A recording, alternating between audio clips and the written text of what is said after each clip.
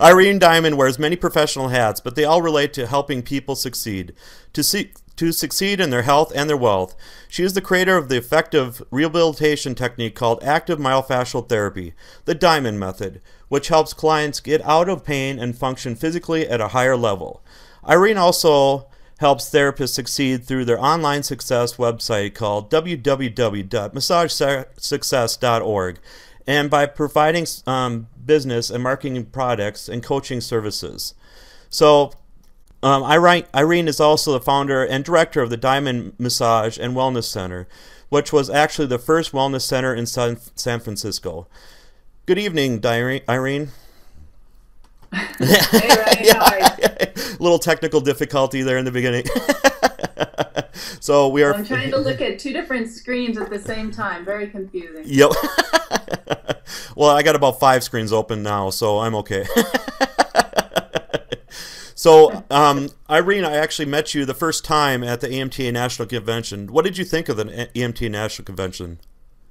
I thought it was fun. We had a good time. I actually didn't take any classes. I just went to schmooze and to meet the people that I've been emailing back and forth with, like you and other people. So it was a good time. I'm glad I went. I love the city, and you know, now I'm back. I actually have another trip. I'm flying out tomorrow for a business conference rather than a massage conference, so business and marketing. Okay. So that's where I'm going tomorrow, first thing in the morning. So yeah, I think it's really helpful for therapists to get out as part of their business growth, to meet people and get known in the industry themselves. And I hope you survived the headlock that I put you in too then, so. give me a scare, but I was good. Yeah. And you've been a success coach for now many years. And have you had so many massage therapists see their practices grow after that, would you say? Absolutely, yeah. I've seen lots of therapists' practice grow. The reason I became a coach was because I was able to take my own practice when I started, and it was really kind of an accident, actually. It was by fluke that I became as successful as I was when I first started, and that was about 23 years ago or so, because I was just trying to do my massage practice while I was growing another business. And people would come up to me and they'd say, well, how did you do that? How did you get so successful? How did you get all your clients? How did you rebook that person? And so I started coaching people one-on-one, doing success business coaching. And I've seen some really good results. And I actually just pulled up some emails. And this is just from a guy who I coached. He attended my class that I gave in Minnesota when I was doing the presentation for Oakworks. And this was his email. He says, thanks, Irene. And this is just from one, 5-minute coaching that I did with him. I acted on one piece of advice you gave me. You suggested that I be direct with my clients as to when I wanted to see them again. I have done this without being pushy, and it has worked 75% of the time. So can you imagine, for people who have, 10 clients, 75% of them coming back a second time? That's 7.5 people that they are able to rebook just by tweaking what they do a teeny little bit. And that was with, he coached with me for, literally, we did it for just 5 minutes standing in the convention hall. So that was one example. He just sent me that email. That's from Randy. Thanks, Randy, if you're on the call. And then I had a woman, Tiffany, and this was a 30-minute success coaching call. And she's one of our gold members on successfulmassagetherapist.org. And she and I had talked about her wanting to establish her massage practice in a hospital. So she emailed me just a couple weeks ago saying that she just was following up with me. She got the contract with a local hospital, and she picked up another one of their campuses as well. So they'll be starting their pilot program on September 30th. So she just started doing that. So, that's amazing. She wanted to get into the hospital setting. She got one lined up, and now they already want her to start her second campus. So really, the sky's the limit. It's unlimited what we can help therapists do. once they know what they want to do, and then we just put our minds together and figure out what's the best plan of attack. And with the first thing you were talking about with that guy, I mean, that seems like a common problem, that people have a hard time asking the client to come back. So is there any true ways that are going to be a little bit easier to give people a little bit more confidence to do that? Yeah, Ryan, one of the things that I'm kind of known for is just sort of in-your-face marketing and direct business practices. I am not, as you can probably tell, I'm not one of these sort of ooey gooey, airy-fairy people. And that's where a lot of therapists make the mistake. They try to be too soft, too sweet, too nurturing, too caring. I'm not saying there's anything wrong with that, but what that ends up doing is it actually compromises their ability to lead the therapy. So if a client comes to you and wants you to help them solve a problem, you need to give them the answers and the direction on how to solve their problem. So for example, everybody coming to see you is coming for a reason, right? Whether it's stress, pain, limitation in the range of motion, what else? So I guess those are the main three reasons. Yeah. So they'll come to you, they have an injury, they have a problem, they have just a heavy load on their shoulders. They want you to help them get rid of it, right? Yep. So do you think for most of those people, one session is going to be enough? No. Probably not. So the best way is, obviously, it has to be ethical and it has to be based on your own professional clinical expertise. But my suggestion to therapists is always to figure out what would be the best course of action for this person if they really want to get from where they're coming to see you, which is starting point A. If their goal is to get to B, you need to have them understand how to get there. And this is what people don't understand. Therapists don't understand this, and coaches and educators in our industry don't talk about this. And this, I think, is the biggest piece that is missing from therapists. Does that make sense, Ryan? Yeah, for the most part. I mean, do you and when you're talking to a person, do you kind of give them a little script too during this time, so they can go over in their head, so they feel more comfortable? You mean, when I work with a therapist? Yep. Absolutely. Yep. I can give them a script for every single interaction that they'll have with their clients. I've been doing this for 25 years. I've probably had every conversation they'll ever have. And I've also worked with so many therapists that we've come up with obstacles. And so I think it's really important to have the script. I agree with you. You need to be able to practice in your head so you feel comfortable. But bottom line, if it's coming from your heart, it'll sound right. And as long as you feel that you know what you're talking about because you've been a trained therapist, you'll be able to address their needs properly. So for example, it could be as simple as, Ryan, I know you came to me because you were having problems with turning your neck. After today's session, you agree that you can turn your head a little bit better, right?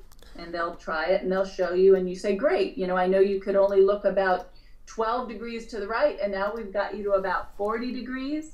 So we've already seen some good improvements.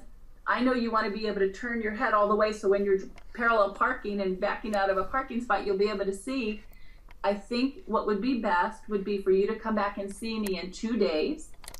And we can do just a 30-minute session and then come back and see me again in 2 days for another 30-minute session.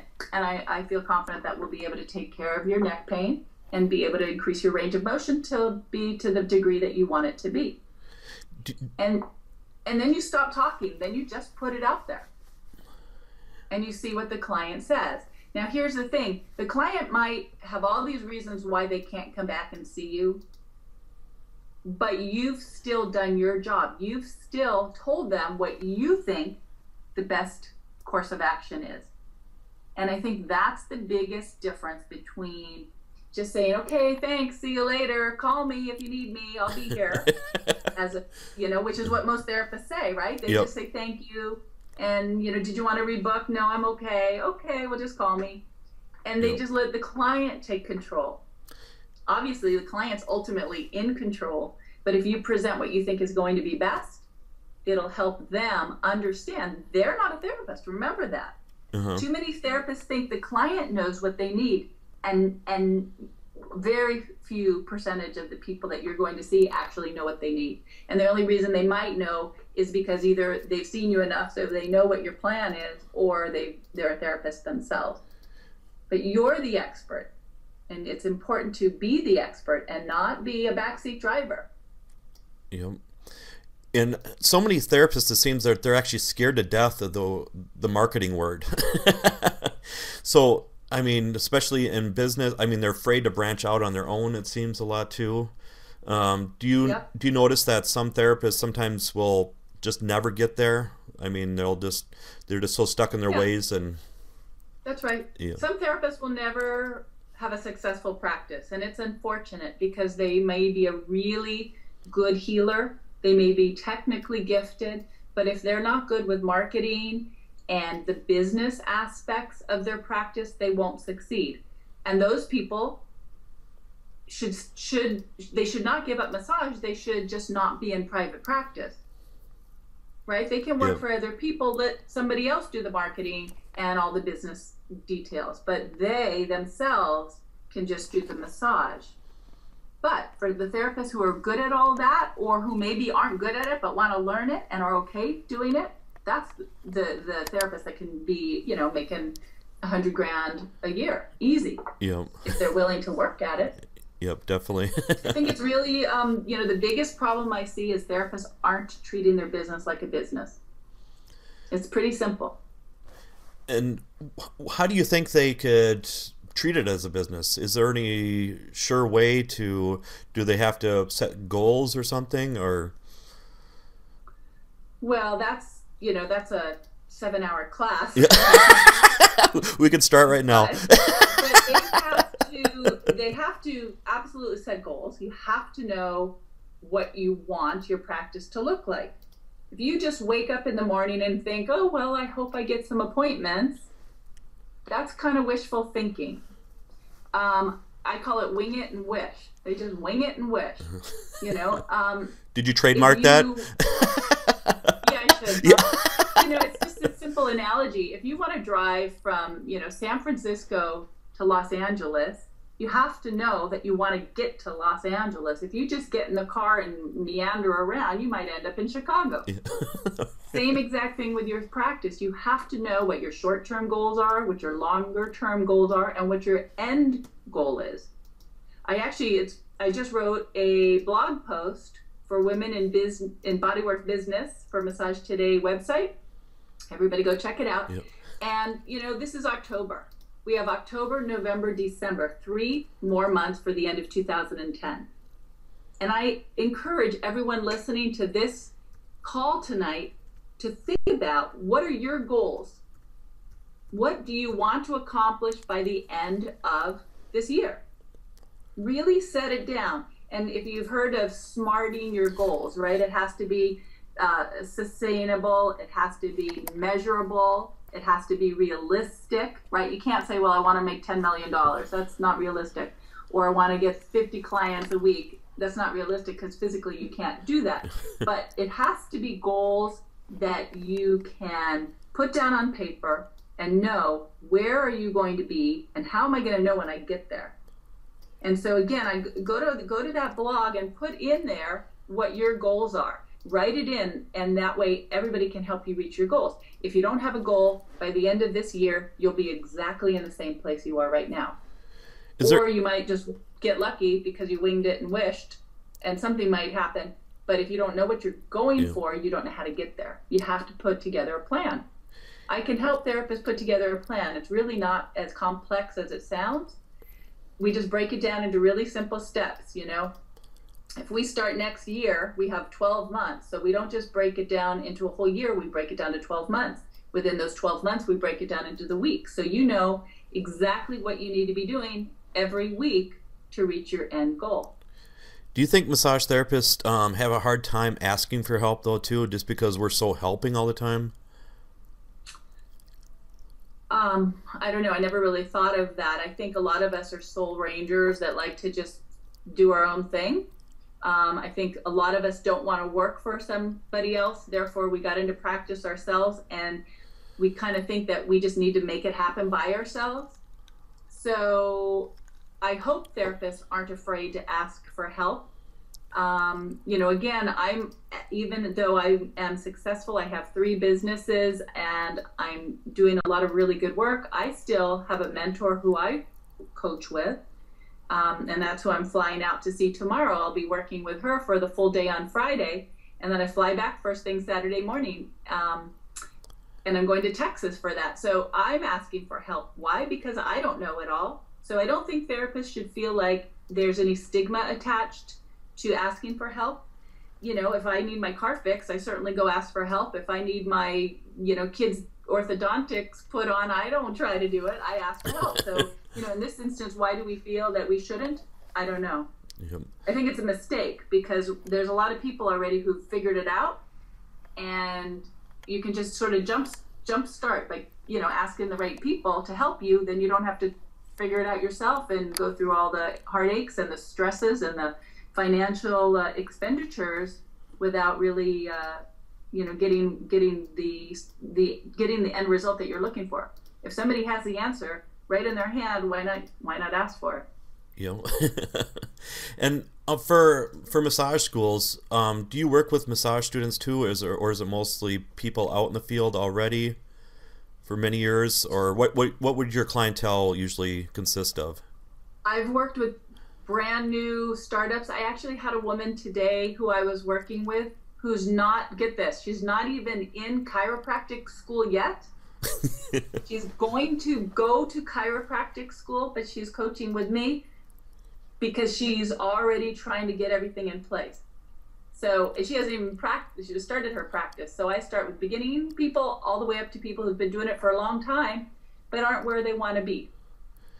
And do you think it's a little bit harder for people that have been in the field for many years and then they get coaching because they're just so stuck in their ways, would you say? Or do you think they're more open to things? Or I think it's a combination. It really depends on the people. There's a lot of people who are stuck in their ways, and I'll make a suggestion and they'll sort of roll their eyes and go, yeah, that sounds like a good idea, but, and they'll give me all their buts about why it won't work.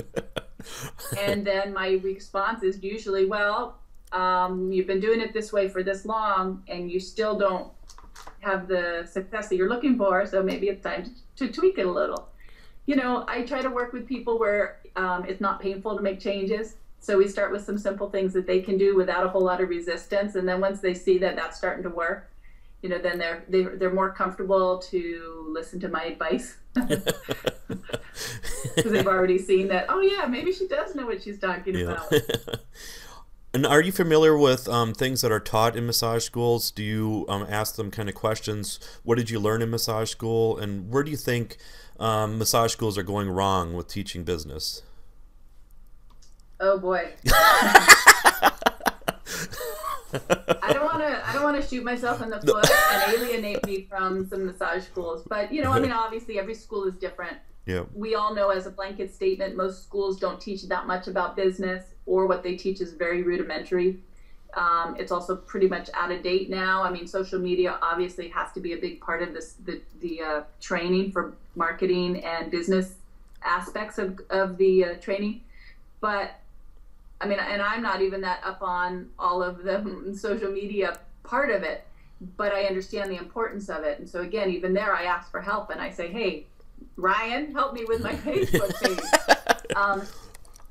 But the schools teach, they teach basics, but they're not that effective. And we have to remember that our consumer, the customer, the client walking in the door is different than they were even 5 years ago, as far as the way they decide where they're going to spend their money, right? They have a whole different understanding of how to pick a healthcare provider or a therapist. They may go on the internet now and do a search, whereas before, obviously, they weren't doing those things. So we really need to change the way that we're putting ourselves out there in the public. And I think a lot of the schools are missing that. They talk about, business cards and flyers and things like that. And absolutely, business cards and flyers are helpful, but that's certainly not all there is to marketing. Yeah, because it seems like so many people rely on just business cards. And do you talk to therapists about doing like an elevator speech? Have you heard of those? Where like a 30-second speech about your business, or Yeah, you believe? Yeah. absolutely. So, elevator speech, I don't actually call it that. I call it a target market commercial. Okay. Target market commercial. An elevator speech means you should be able to say it in the time you're in the elevator, right? So it has to be short and to the point, and then the person Yep. gets out and goes, wow, I know exactly what you do. So a target market commercial, it is a commercial. You're telling people what you do. You're advertising yourself. So here's my little, in a nutshell, instructions on how to create your own target market commercial. Throwing this in for free. Um, Figure out, first of all, who is your target market. You have to know who you're trying to get. Do not say everybody. I will shoot you if you say, oh, I provide services for everybody. And why do I say that? I'll shoot you because it's too broad. Absolutely. Somebody walks in your door and says, here's my money, please give me a session. Do it. Don't say, no, I can't because you're not in my market. However, if you're going to be advertising, you need to know, who are you advertising to? Am I working with athletes? Am I working with seniors? Am I working with people who are recovering from cancer? Am I working with children? Whoever your group of people is that you want to focus on, once you know who that is, then you need to think, what are the goals that that population wants to achieve? So what do I mean by that? It could be, do they want to get rid of pain? Do they want to increase their distance if they're an athlete who, that focuses on running or swimming or sailing? What are the goals that that group of people are going to come to you to try to achieve? So once you know that, that's how you get their attention, right? So let's just say, for example, you deal with seniors, with the old elderly. Well, what are their goals? Their goals might be, obviously, to get rid of pain. Maybe a second goal might be to sleep better. Maybe a third goal might be to be able to play with their grandkids, right? So those are some specific goals that many seniors will come to you to help them address. So once you know that, then you say, in your little elevator going up to the 10th floor, you say, when somebody goes, oh, so what do you do? Well, I help seniors get rid of pain, increase their ability to move and play with their grandkids, and sleep better. Really? How do you do that? Well, I'm a massage therapist, and my massage is focused just on taking care of those conditions, or taking care of those people and helping them achieve their goals. So if they themselves are elderly, they might perk up and go, wow, that sounds really good. That's exactly what I need. Or they might think, oh my gosh, that's going to be perfect for my mom or my uncle or my grandfather or my whomever, right? So do you see how effective that is? Different than saying in the elevator going up, yes, I'm a massage therapist and I do sports massage and Swedish. Yep, get that aha moment kind of thing. It gives them an aha moment. It lets them know that you speak directly to them and address that particular person's needs. It's not just a blanket statement. So again, I think therapists make the mistake by trying to be too broad, too general. And I always give this example, and you might have heard me say this before, but if you have a dog who needs a vet, and your dog happens to be a poodle, are you going to go to a general vet, or are you going to go to the vet that specializes in poodles? Probably the poodle guy. Or, if you have a Ferrari, right? You're not going to go to a general mechanic. You're going to go to the person who specializes in Ferraris. Why? Because you know that mechanic or that vet is going to know everything about your situation. So I just give that as an example, and I hope therapists will take it and see if they can apply it to their own practice, because that is so, so key. And again, you can have 3 or 4 specialties. You absolutely can. I mean, I personally specialize in getting rid of pain, and I also specialize in pregnancy, people who are pregnant, women who are pregnant. So, you know, in the elevator, I can only really say one of those. So I just kind of mix it up and let people know what I do. Yeah, you kind of have to analyze your whole situation around you, and and just Yeah, be. in a second you decide what's better to market, my pregnancy or my pain relief. Usually I Yeah. go with pain because that's what most people have. Yep. And David from the Massage World Record, he asks, what do you think about mentoring programs in or outside of schools? Absolutely Uh, fabulous. Every therapist, if you have the opportunity, find a mentor, find a business coach, find somebody who's been there and done that. They can help you. Hopefully they're successful. Make sure you find a mentor who is successful, who's not just talking about it, but who's actually been able to prove to you that they know what works.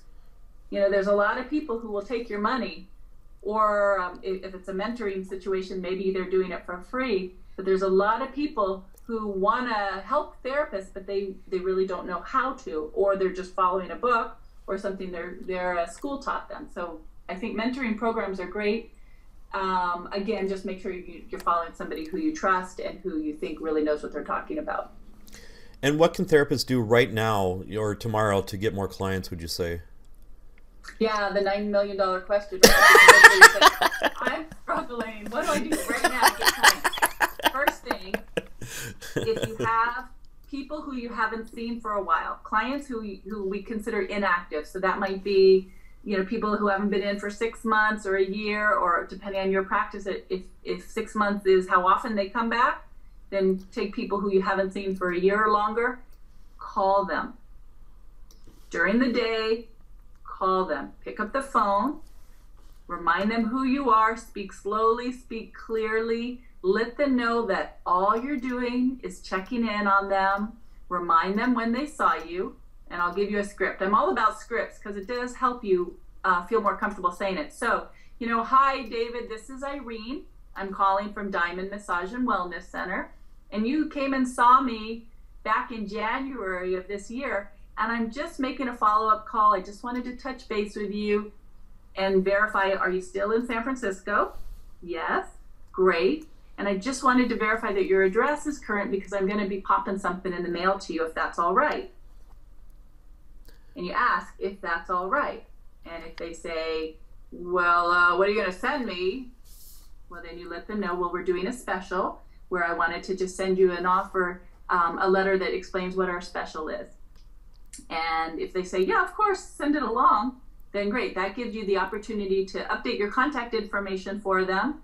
And it also gives you the opportunity to reestablish a relationship. So what are you going to mail them? You're going to mail them a nice little letter. It can be handwritten or it can be typed on the computer. And you offer them something. I don't know what you want to offer them. It can be added time. So you can say, come in for 30-minute massage, get 30 minutes added to it for free. It can be an hour massage and you can take some dollars off. It can be an hour massage with free aromatherapy. Whatever you want. You decide what your special is. But you're going to put this in writing. And here's the key. You're going to give them a deadline. So it expires by, and give them about a 2-week expiration date. So that way they feel that, oh my gosh, I can't just drop everything and go in right away. I've got 2 weeks to do it. But they also recognize it's not ongoing. It's not open-ended. So what that does for you with your marketing is you can actually track it, and you also don't have to keep track of this person forever wondering when are they going to come in. Is it going to be 3 years later they're going to come in and try to redeem this gift that you're giving them? Yeah. So that's the first way. So you contact these old people that you haven't seen for a long time. Second thing is you call your current clients who maybe have fallen off a little bit. So again, if you know that you've been seeing Mary once a month, you call Mary if it's been more than a month and say, hey Mary, I'm just checking in to see how you are. I know I see you usually on a monthly basis, haven't seen you now for 2 months. Just wanted to let you know I was thinking about you. That's it. Don't ask for the sale. Just put it out there. You're actually concerned because normally she comes in every month. and now it's been a while, so you're just touching base. What does it do? It lets her know you're thinking about her. Yes, she might go, oh gosh, yeah, I've been meaning to call you, and well, you know, I happen to have my book right here, and you can go ahead and schedule that appointment. Then here's another thing I suggest therapists do, and this does take a little bit of confidence. It takes a little bit of chutzpah, but I'd like you to consider, who can you partner with in your neighborhood or a business that's close by to your location. So if there is a hairstylist, for example, or a restaurant, or a veterinarian's office, go to them if you know them and find out if there's a way for you to cross promote each other's practices or their business. And so what that is called a joint venture, or some people call it a strategic alliance or a strategic partnership. So, you can tell people, oh, I'm really great, you need to see me, I'm fabulous. And they might believe you. But if somebody else says, oh my gosh, you need to go see Ryan, he is the best therapist, and it's coming from somebody that you know, you trust, you're going to listen to those words, and they're going to carry a different importance to you. So by partnering, what you do is you ask the other business to send a letter or an email to their clients, and you'll do the same thing to your clients. And so what happens is you're promoting that restaurant, oh, I just wanted to tell you about this restaurant that opened up down the street. They offer the best chicken Caesar salad, and if you mention my name, I was able to get you a discount. They'll give you a 20% discount off of your entire bill if you go in and see them before the end of this month, or whatever it is. So you're endorsing it. It comes from a place where if they trust you, it has a different amount of weight. So if another business is endorsing you, their customer base is finding out about you, and they're getting a discount through their friend. And it helps for you to start reaching out to more people that you might not naturally have access to. And it doesn't cost you anything, right? So you're giving something to their customers in exchange for them telling them about you. So it's a really easy way. It's a joint partnership. It's really easy for you to be able to start getting some clients that you don't even have to pay for. Those are my 3 suggestions that you can do tomorrow. You can start picking up the phone and making that happen. And I tell you, if you really are diligent about it, no pressure, just nice. Be genuine, be sincere, be caring, be concerned, be yourself. Don't have to be so stuffy and businesslike. Obviously, you have to be polite and friendly, and you have to speak slowly and clearly, but it's easy. It really is. Do a couple, you'll start getting more comfortable. Practice on your friends if you need to. Write out the script so you have it all there. And it's really a really easy, effective, and inexpensive way to get a bunch of clients coming back and some new clients. And when I had my business, before I started teaching, I had, right next door was a flower shop. And what we did was we kind of combined it in a way, even though we're separate businesses. We painted both our outsides the same color. So we kind of combined them, both of them together. So so people thought you were together. Yep. So it actually worked out really nice. And would you promote your business to them, and they would promote their practice or their flowers to your clients? Yep, all the time. And we'd give business cards and even little gift certificates, or so for this flower shop, I would give out little things whenever somebody gave a massage, got a massage from me. So yeah, it worked out so nice. Absolutely. Well, and speaking of flowers, let me just throw out something else that I think is really a fun thing to do. If you have a customer or client that you know their birthday's coming up, send them flowers to their office with a little note, and you'll be blown away. Well, first of all, they'll be blown away, but what happens is those flowers get delivered to their office. So, of course, everybody says, wow, where'd those flowers come from, right? Mm-hmm. And then they can say, oh, well, from my massage therapist. Oh, you're so lucky. I can't believe your massage therapist sends you flowers on your birthday or on your anniversary, or, whatever the occasion is. Obviously, you're not going to do that for every single client. You're not going to do it for people you've seen once or twice. But for people that you have a nice relationship with, it's really a nice thing to do. And it gives you a lot more bang for your buck if you send it to their office versus at their home, because then more people get to ooh and ah over it. So it's kind of fun. And if you have a good relationship with a florist, then you can get a discount on flowers because you're giving them so much business. And then how would you go about that for an opposite sex? So some people have sometimes a hang up, or let's say their significant other finds out about it, might be a little bit jealous, or you just never know those kind of things. How would you go about that, would you say? Oh, that's a good question. Well, then instead of flowers, you can send a bouquet of balloons. You know, balloons are kind of not politically correct now because of all the pollution and the plastics and stuff. But you can also send a box of chocolates. You can find something else that is not, you know, so intimate maybe, if you think flowers are. But it can be some dried fruit. It can be any of those gift baskets.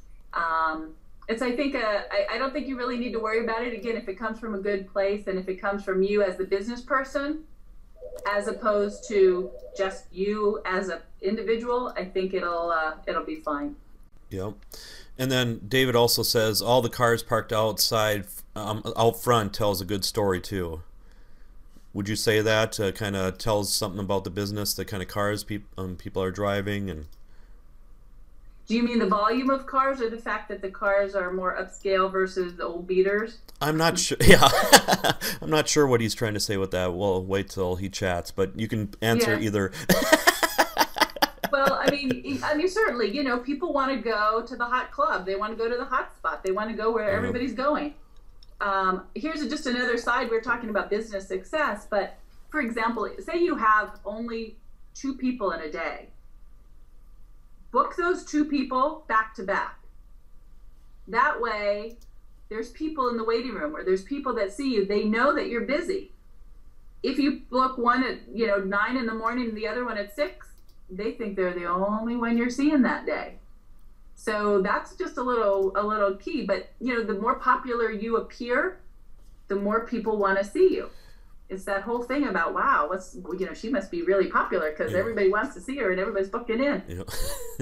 So it's an important distinction to make as far as how you position yourself, how you present yourself to your customers and your clients and your potential clients, how other people see you, so people who might refer to you. One of the biggest mistakes I see, Ryan, is that therapists are too they're too casual. They don't care about how they dress, or they don't care about what they look like. They don't care about their shoes. I'm not saying you have to get all fancy, but you do have to look clean and polished.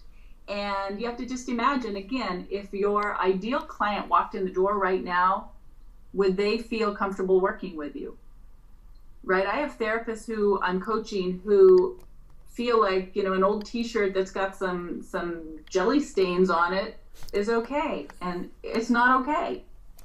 I've had so many clients over the years tell me one of the reasons they liked coming to see me is they thought I was much more professional than all the other people they've seen. It's pretty easy to be professional, right? Even if you only have, 2 pairs of pants and 3 shirts, and that's your massage uniform that you come up with, that you wear, that's clean, even if it's exactly the same thing, as long as you look professional and presentable, you'll be fine. Yep. And he chatted, he said volume, so you answered it. Volume, yeah. yeah, absolutely. If you have a parking lot and they see, no cars in there ever, then get your friends to park in there and their cars. Fill it up. My street, you would never know because we're on a busy street, so nobody knows who's going where. And when I had my business too, I would never tell them all the hours I have available. So I'd just pick a few slots when people are call in for a massage too. So you got to kind of look busy too. So that way. Yeah, absolutely. Well, Ryan, I have perfect segue. How to get your appointment book filled. And this actually we just released, but scheduling is key. Scheduling is one of the most important things. So like you just said, when they call and say, hi, can I come in and see you? Narrow it down. When did you want to come in? Were you hoping for today or another day? I'll say that again. When did you want to come in? Comma, pause. Were you hoping for today or another day? Now, why is that so important? It's important because by saying today, they might not have even thought they could get in to see you today. Either they thought you were too busy, or it just never occurred to them, oh yeah, maybe later tonight I can do it. So you just planted the seed. So sometimes they'll say, oh wow, really? You have something tonight? And you look at your clock and you think, well, what time were you hoping for? Even though your whole day might be completely open, right? And they're calling at 10 this in the morning. You say, what time were you hoping for? And they'll say, well, I could get to you by 5 o'clock. Or, you know, I could get to you by 3 o'clock. Well, you know, as a matter of fact, I could do that for you. Boom, you got them in. You didn't lie. You didn't say anything that wasn't true. What you did, though, is you asked them for the parameters before you told them what your availability was. So that's really key. You ask them what they're hoping for. And if they just give you a vague answer, right? Well, you know, sometime this afternoon, again, let them narrow it down, because you don't want to say, well, I can see you at 3. And they go, well, I can't get there by 3. Okay, I can see you at 4. No, 4 is still too early. Well, how about 5? Then you sound desperate. Right? Right? Then you're just like throwing everything out, and they can't do it. So instead of throwing it out there, well, Ryan, what time were you hoping for? Well, around 5 o'clock. So could you actually get to me by 5? Or do you need something a little bit later? Well, actually, by the time I leave work, it's 5. I really can't see you till 6. Okay, well, you know what? I can see you at 6, so today's your lucky day. And then you put it in. So it's really key. You're absolutely right. Do not say, I'm open all these times. You know, a lot of these online booking services, which I do encourage you to do, by the way, people need to be able to book online. But that has its drawbacks too, because then they see what your availabilities are. So if they see that you're open all of the time, that ends up backfiring for you. And that's something that these online booking services will not tell you, but I'm telling you. And if then you think, okay, I'm going to be smart, I'm going to go in there and block off a couple times, right? Then you end up maybe getting yourself in trouble, because what if that's the time that somebody could only come and see you? Oh, yeah. Then you just, right? Then you just might have limited that one. Is there any services that you recommend, online ones? Yeah, good question. You know what? I'm going to reserve judgment, only because I am right now in the process of evaluating a couple different services. So at this point, no, I can't recommend any. Okay, but you eventually will, though, right? Yeah, I hope to get a couple good recommendations. Mm-hmm. But I do think every single therapist has to have, first of all, of course, they have to have a website, and they have to have a way for therapists to request a booking online. Now, that doesn't mean secure a booking, but request it. So that can be as simple as a contact page that your web person can set up that sends you an email saying, you know, Joe Blow wants to see you on Thursday at 3. That way you get the email, you can check your book, then you pick up the phone or you email them back and secure that. And the reason I say a request as opposed to an appointment is for 2 reasons. One is because, again, it avoids that whole thing of, wow, my whole week is open.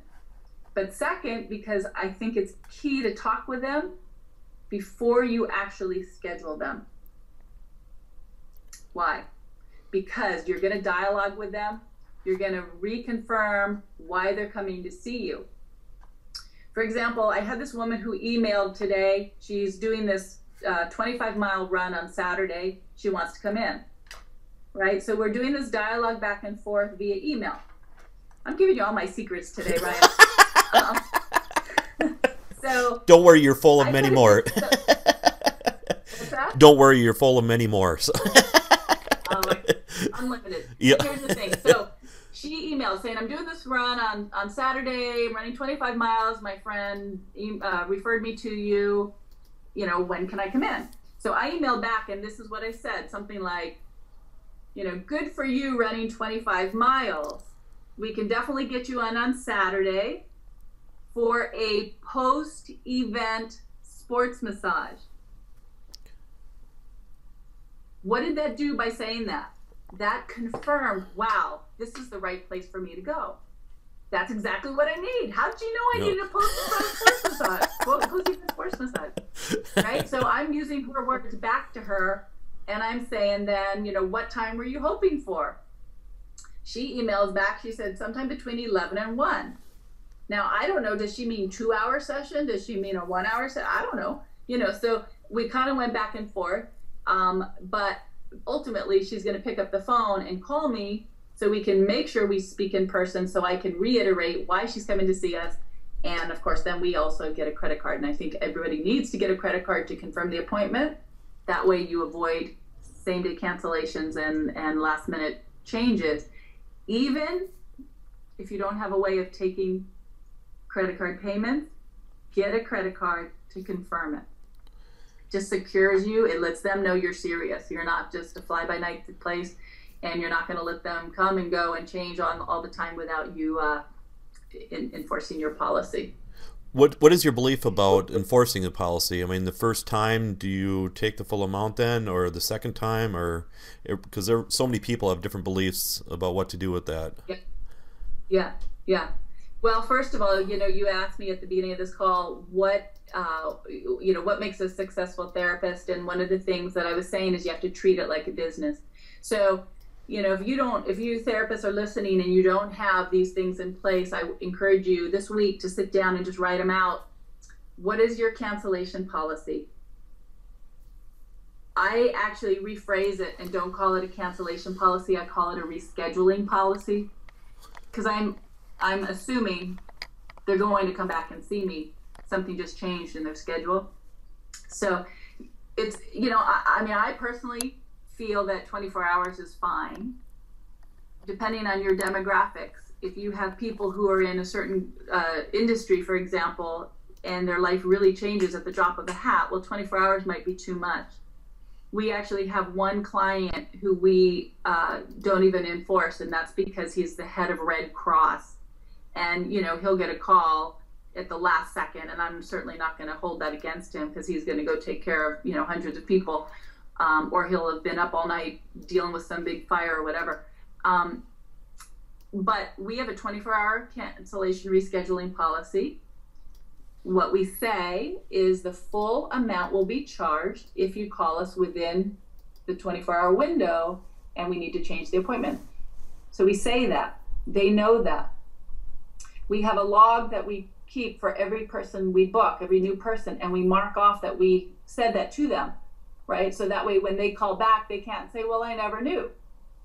And especially if different people are taking the phone calls, we know that Charlie told them about the cancellation policy. So they call back and something happened and they can't do it. First time, Mary, since you're a new client, what we'll do is go ahead and waive it for you. However, next time, please understand that we will need to enforce the cancellation policy. They think you just did them a really big favor, which you did. But you've endeared them to you. You haven't lost a client. They recognize that you just did them a favor. But next time they know, they put on notice basically.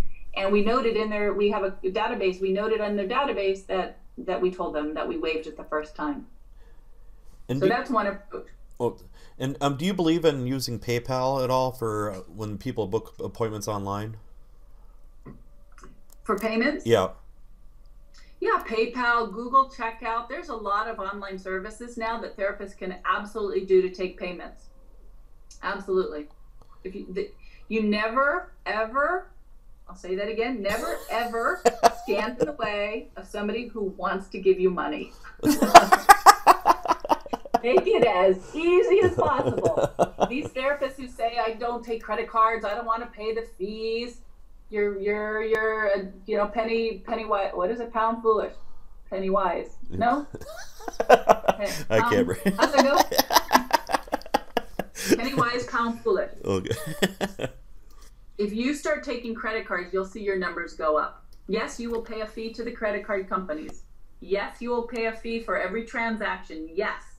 But in the long run, you'll make more money because most people want to pay by credit cards now.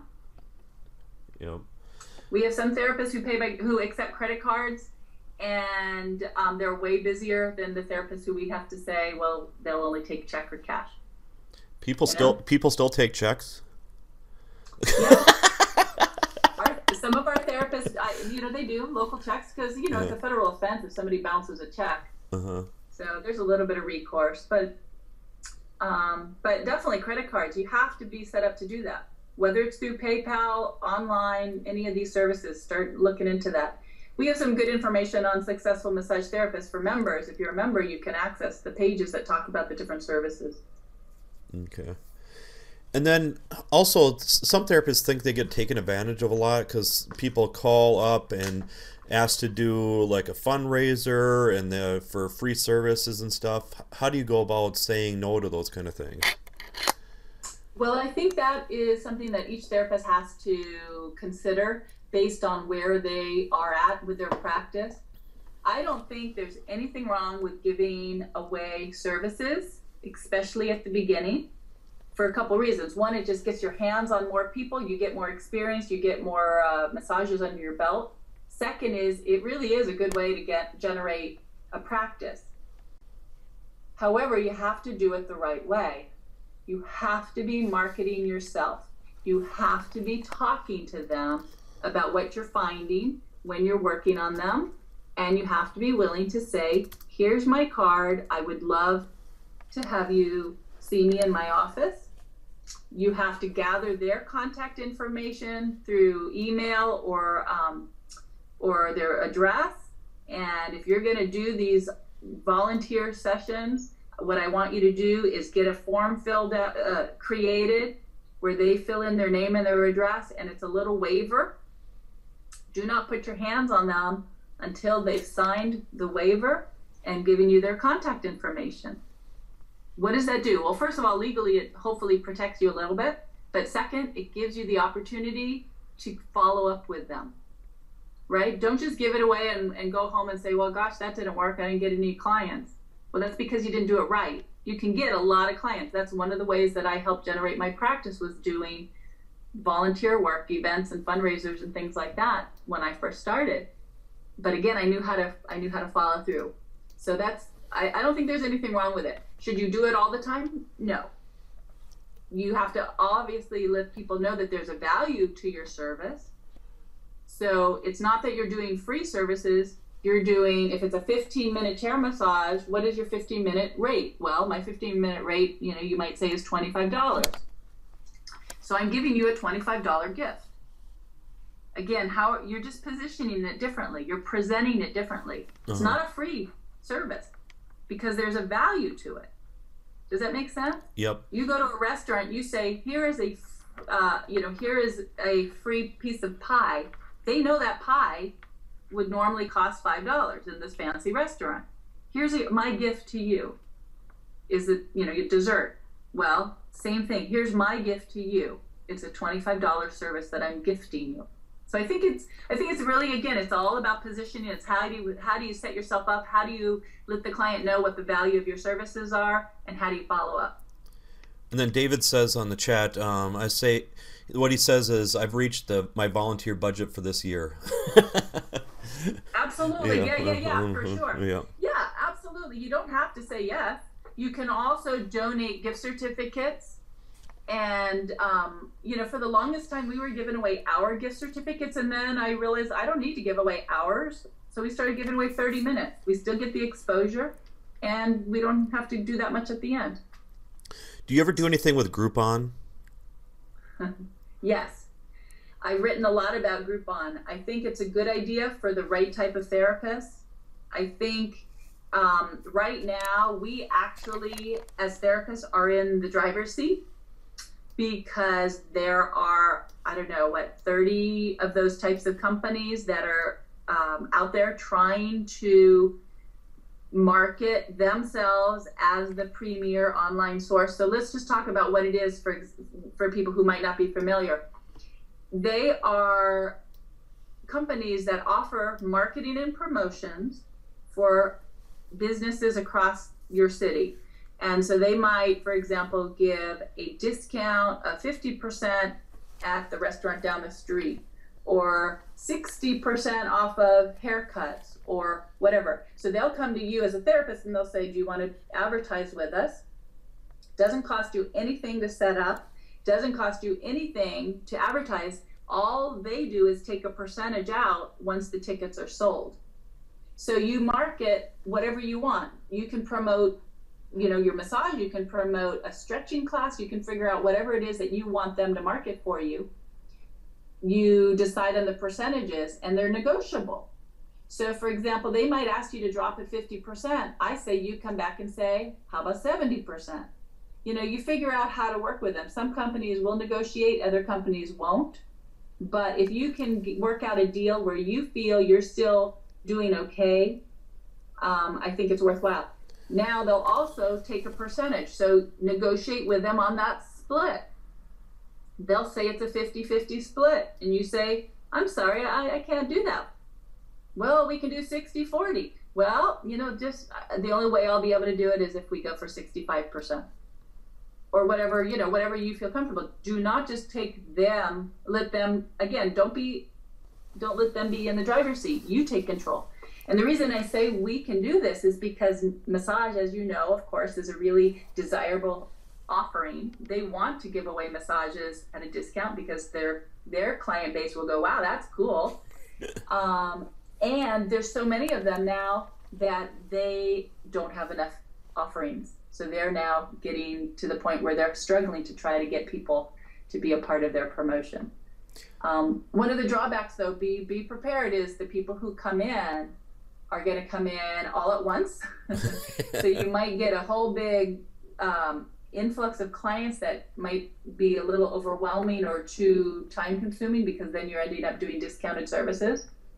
So remember, you can set your boundaries. Maybe you'll only take 3 Groupons or whatever the company is.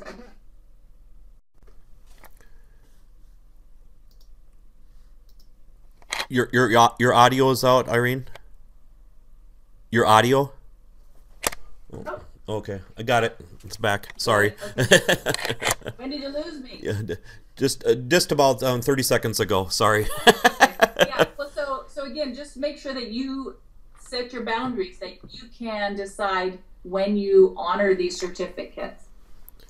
Don't feel like you have to take them all the time and all day.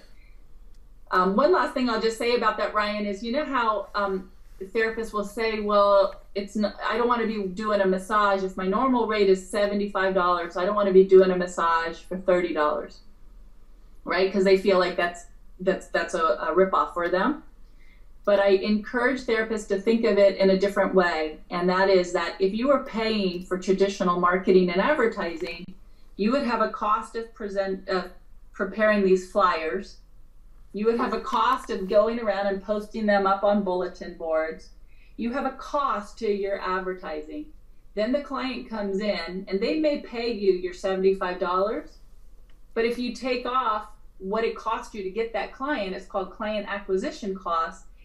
If you deduct what your real costs were, you might end up at the same place, right? Yep. So the advantage of using these services is that you only pay by taking a discounted service when you know you have a client. You don't ever waste money. With traditional advertising, you could be putting ads out there and not have one person respond. So this is a guarantee. You know for sure you're only going to pay based on the clients that you're getting. So I think there's something to be said about that, and I think therapists should consider it. It doesn't work for everybody. You have to decide if it's going to work for you, for your practice.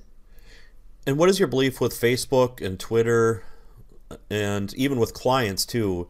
Do you think they should be on your main profile, or do you think they should just be on your fan page? Yeah, that's a tricky one. Definitely personal and business lines are blurring now, and people are wanting to see their therapist or their business partners in a more personal light. But I do think there's something to be said about having 2 separate pages, one personal for personal friends and family, and the other for your professional life.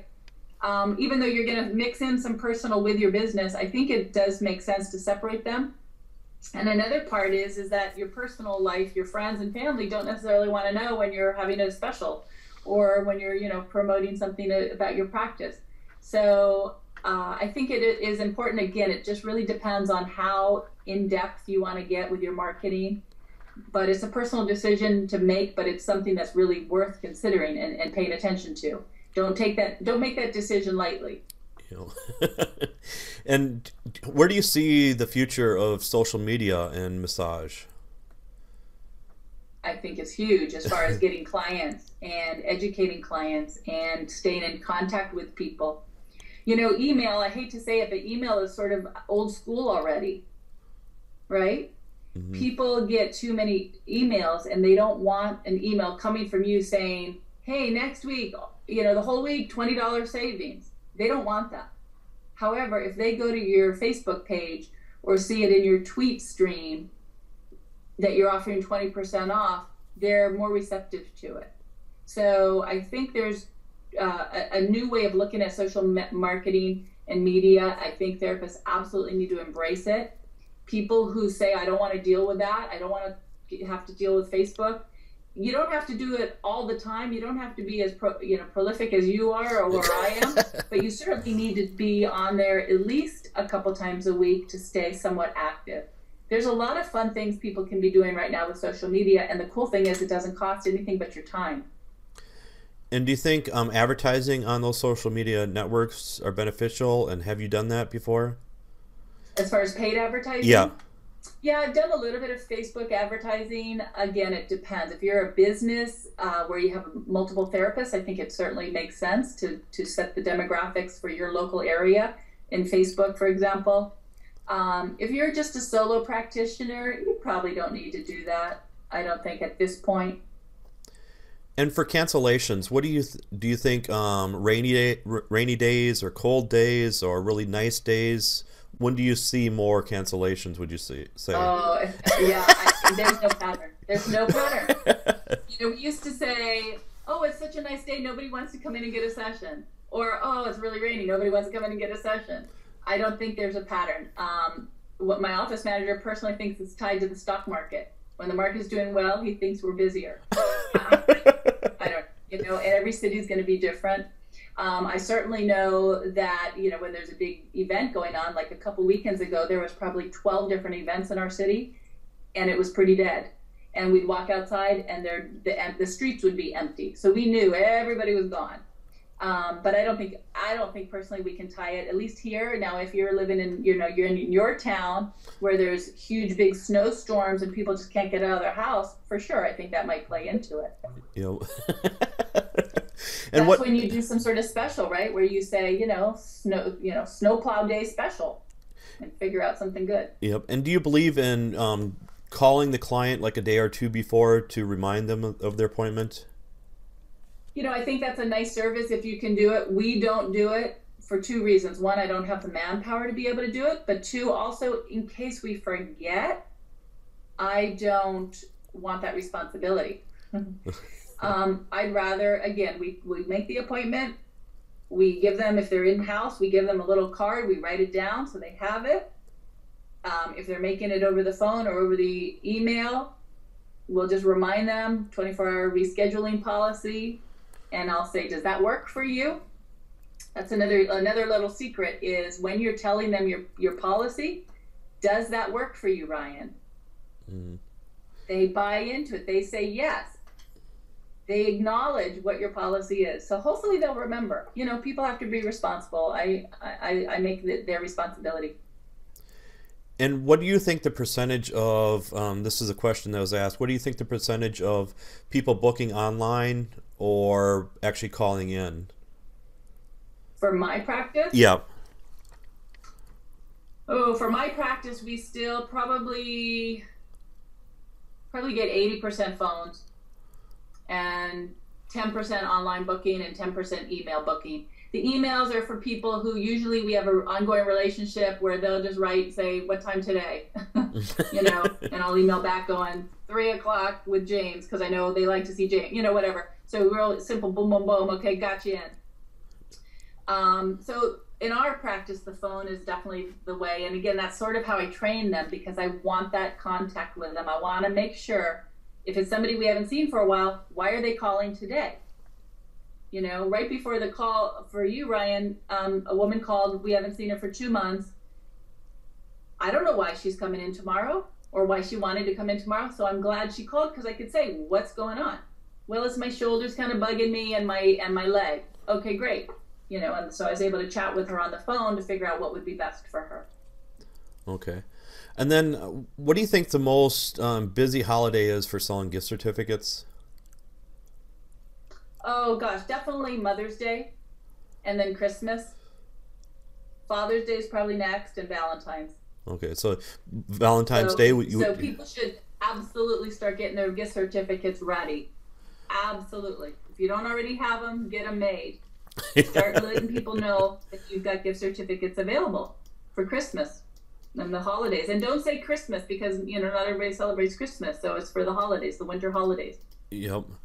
And with that, I mean, many months in advance that's even for Mother's Day, would you say? Or just a month in advance? Because when people, let's say they're going to advertise in newspapers or flyers or whatever, when should they start putting more of their money into those things?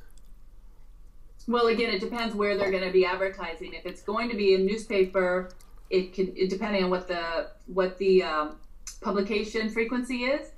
But people start thinking about Christmas now. Once October comes around, they're already in the mindset now that holidays are starting, because as soon as Halloween happens, Thanksgiving, and then the holidays, right? So New Year's Eve. So you can start planting seeds, absolutely.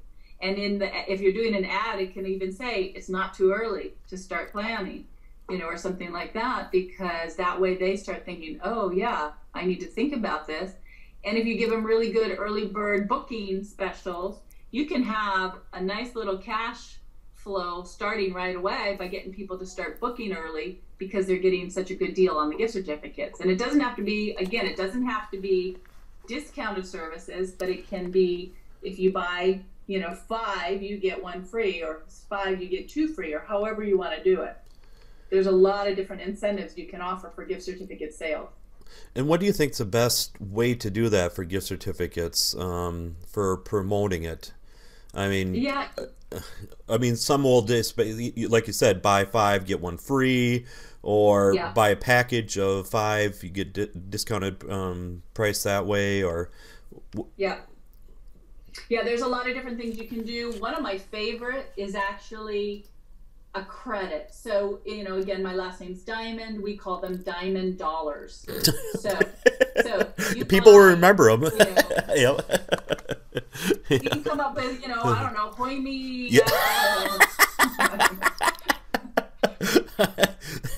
Come up with something fun. But so we have Diamond Dollars. So say, for example, one year we did, how did it go? It was like, if you buy,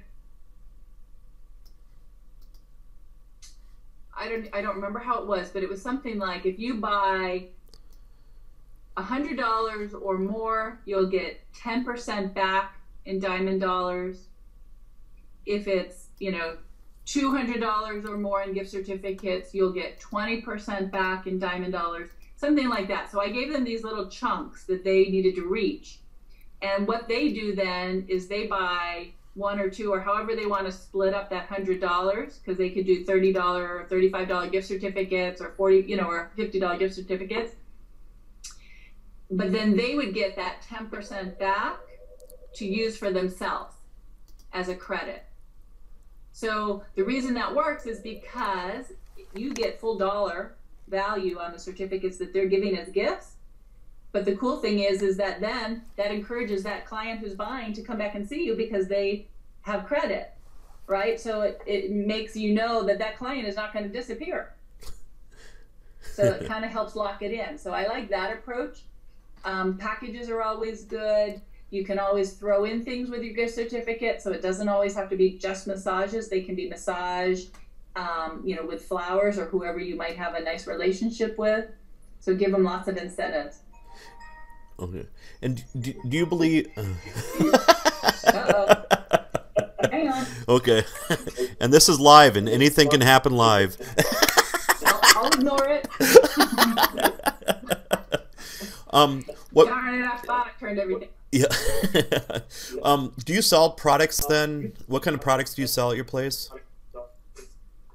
At our wellness center, we sell products. We sell a special type of cream that we actually are one of the only people that sell in the country. Comes out of New Zealand, so that's kind of fun. We sell orthopedic sleeping pillows by Core. So if you were at the trade show in AMTA convention, they were there. I really like them. They are beneficial for people. You have to know how to fit the client, and then they can use those pillows. So we sell that. We sell Theracanes. We sell my DVDs. and what else? I think that's pretty much it. And you know, some exercise equipment and stuff, little like bands and exercise balls and stuff. And how do you go about, I mean, do you just have it set it out there, or do you ask them, would you like to purchase anything, or? Well, a couple things. We have it on our website. So if they get to our website, they see it there. We do have a reception area that it's displayed there. Now remember, I said reception area, not waiting room. They're not waiting, they're being received. So they're there. So, you know, sometimes clients will come in and then just go into session. I like it when they sit in our reception area for a little while. So we have tea in there, we have some fresh fruit. During the winter, we have Christmas cookies and some, you know, like dried dates and things. But I want them in that reception area because that's where they can see our small little retail area. And it's teeny, it's just this little stand. It's not a big deal. However, I definitely encourage therapists to suggest. So again, why would I suggest a Theracane instead of having them come back and see me? Well, they can keep it in their office, or they can have it at home, and I show them how to use it. And I tell them, if I think it would be good for them, that this is the tool I would suggest. So I think it's important that therapists are advising their clients. Remember, you're the consultant. They're coming to you for your expertise. So you need to advise them. If you have some products that you think are worthwhile distributing, you can make some extra money by doing it. So you're not working all as hard with your hands, and the customer benefits and you benefit. And do you ever try to upscale them? So let's say they pay for an hour and then you talk them into maybe aromatherapy or different kind of modalities to increase their, what are kind of, upsell. Yeah, upsell. Yeah, for sure. Again, it has to be done ethically. You can't just think, how can I make as much money on this client as possible? You need to figure out what would be best for them. So you do it in an ethical, responsible manner. You don't just go, oh, I want to try to make as much money as I can. No. But John, you said your shoulder was bothering you. You said your left neck and then also your right knee. Well, you know, in the 30-minute session that you booked, I don't think we'll be able to address all of those three concerns. Do you have the ability to stay for a longer session? Because I think that way we can really take care of all those three things. Yeah, I guess I could. Great. Well, you just upsold them. But you did it for the right reason. Yeah. And what about newsletters? I mean, some therapists will send out newsletters to everybody. Do you believe in doing that, and how often? Absolutely. Too? Absolutely. Yeah. Well, you know, I started again, this is how I got my practice. I made over $75,000 within 8 months of my practice, Ryan. I treated my business like a business. I had a 4-page newsletter that would go out quarterly. Now, way back then it was paper, right? This was before email. I paid a service. There was a service that would provide me the template, and I would just write one article for the main article because their articles were usually pretty bad. So I would kind of change it, but I would use their, you know, their format, and I would put in a mention of any specials we had going on. I would do one main article that was educational. I think therapists need to do something that's called social proof. Do you know what social proof is? No. It's letting other people know that what you're doing is good by highlighting the fact that other people are saying what you're doing is good. So you can use testimonials in your newsletters, right? You do the quotes and put who it's from and use their whole name. Don't just use initials. That's so silly. Especially if there's someone in your town who might be well known, right? So you can say, you know, Sam Smith, news anchor for KMBW, whatever it is, right? And so put testimonials. if people refer you and you have a referral program, list all the names of the people who've referred to you. There's lots of things you can put in your newsletter. I think it's great if you can do it online. You can do it online. If you can do paper, yes, it costs more money, but people like to have a piece of paper. There's so much garbage coming through emails that if you can have something that cuts through the clutter and actually gets into their mailbox, wow, how crazy is that? But it's a cost of doing business, but I think it's worthwhile. You asked frequency. I don't know, Ryan. It depends, again, on your market and your practice. At least quarterly, maybe once a year, if you can get it together once a year. No more often than once a month for a newsletter, unless it's via email. Via email, it can be weekly. Okay. And then somebody asked, where can you get the Theracane to resell? Where is the best place that you go through? Yeah. You know, it's a small little guide, believe it or not. I don't have that in front of me. I could try to pull it up. But do a Google search for Theracane, and you'll come up with a guide. Tell them Irene Diamond sent you. And I think you have to order 12 or more to get a discount. Okay. You know, the more you get, the more discount he'll give you for wholesale price. Okay, so just contact Irene through her. I'll throw that up again, her Facebook fan page and stuff, so you can contact her through that. Okay. And what is your biggest success story, would you say, with your coaching? Oh, I don't know if I could say my biggest. I've had lots of really good successes for people, you know, and I think the most important thing is the reason that I've been able to get therapists to see such good success is because they've actually followed through. You know, I can talk with you, Ryan, for an hour and a half. If people just hear it and hang up and then walk away and don't take any action, it's not going to help them. The information I'm giving is really solid, doable stuff, and it has been proven again and again and again to get results. But obviously it's only as good as the action that the therapist takes.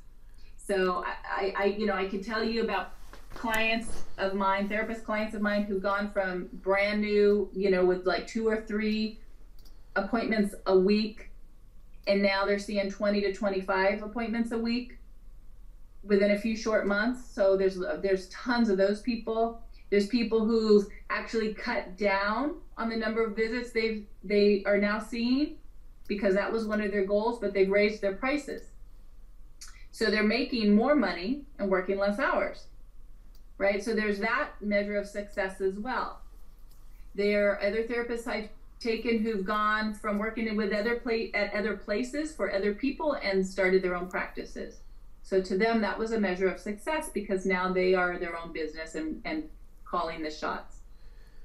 And with the business coaching, do you do that over the phone, or do you do that Skype or emails, or how do you work that then? Email or phone. Oh, okay. Sorry, Skype or phone. Skype or phone, okay. Yeah, I mean, we do the initial setup over email, but the actual coaching is either over the telephone or via Skype. And again, I have different plans, but the main thing is that I work with therapists who are really serious. I don't want people who are just sort of dabbling. I don't want therapists who are whiners and complainers. I want people who are ready to take action and really work hard, because it's not easy, but it's not impossible. It just takes effort. It takes time. It takes thought. But I help them, you know, every step of the way.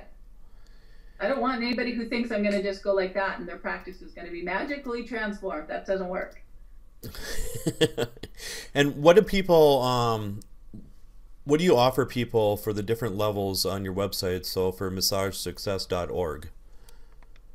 Okay, good question. And then I am going to need to wrap it up, Ryan. Okay.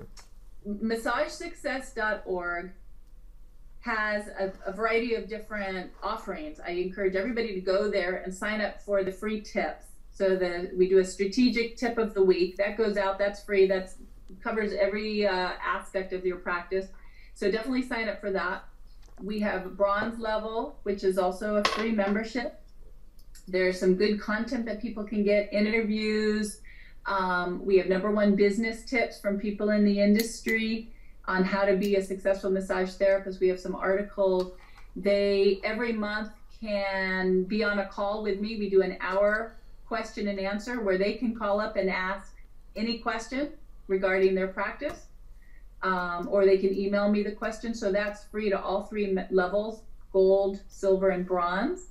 We do these teleseminars, which you were one of my guests, where we do that once or twice a month. And so they can listen to that for free. And then for silver and gold, there's just so much information as a member that they can access. There's forms that they can use for their practice. You know, we talked about the caller log. There's all sorts of documents that they can use for their practice. There's audio interviews to listen to. There's videos to watch. There's just a ton of information. It's all business, so it's nothing to do with technique. And one of the cool things also then, if you're a gold member, which is the premier level, it's only $29 a month, but you get a copy of at least one CD every month of the question and answer call that we do. So if you can't make the call, you get it in, to be able to mail to you so you can listen. And you'll also, if we do a teleseminar with one of our experts, you'll get a copy of that in the mail. But then what's also cool for our active members is every month, because Oakworks is now one of our corporate sponsors, they're giving away a gift to us to be able to give to our members. And so every month there'll be a different gift that people can win, and it's about $100 value, but you have to be either a gold or silver member to be eligible for that. Okay. So that's what successfulmassagetherapist.org is all about. Ryan, one thing I just wanted to let people know is I do have an offer that I'd like to give them. Should I tell them now? Yep. Okay. So let me I grabbed my paper because I wrote it down. So for everybody listening, if you join as a gold member, you will get 2 free 30-minute coaching sessions with me. So usually my 30-minute coaching session is $125. So I'm going to give this to the first 10 people who become a gold member and who email me and tell me why I should give them my coaching sessions. So there's 3 parts. They have to be one of the first 10 to become a gold member. They have to email me and tell me that they heard about it through you, Ryan, and they have to let me know why I should coach them, how I can help them, what their goals are. And it doesn't have to be all completely detailed out, but give me a nice little couple paragraphs about what you hope to gain if we do a coaching session together. And that's it. So the first 10 people who do that, I'll be able to give them a $250 value, plus of course they'll be a member. And then how long is that good for? Just the first 10? No, recurring membership. No, for this special. I mean, is that for the first 10 people, even if they sign up tomorrow? The first 10. Okay, if they first sign 10. up tomorrow Okay. and all 10 are gone, I'll let them know. Okay. So they go to massagesuccess.org and you'll see it'll say join now or something like that. I can't remember where it is. Or become a member, and they have to be a gold member. Okay. So it's only $29. You can stay a member for a month and then quit, and you still got my $250 coaching. I'd love to have you stay longer though. Yeah. I figure if someone can get a good tip out of me every month, it's worth $29, right? Yeah, definitely. And I mean, just one extra massage that you're giving too. One extra massage, one extra gift certificate, one additional 30 minutes added on, one less cancellation. I mean, it just keeps going on and on and on. You'll definitely make your money back. And we have members who started with me 2 years ago who are still part of our group. So it's fun. There's a discussion forum. There's all sorts of ways people can benefit from being a member. And of course, they have access to me, so they can ask me anything they need about their personal practice.